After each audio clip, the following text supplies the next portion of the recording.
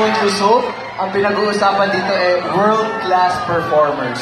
How you perform at saka recording. Hindi lang naman voice ngayon ang kailangan para mag-recording.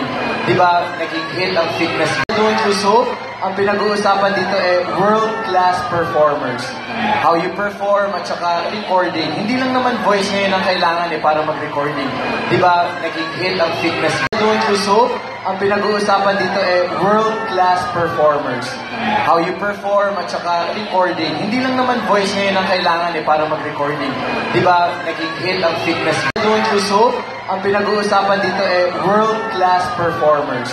How you perform at saka recording. Hindi lang naman voice ngayon ang kailangan para mag-recording.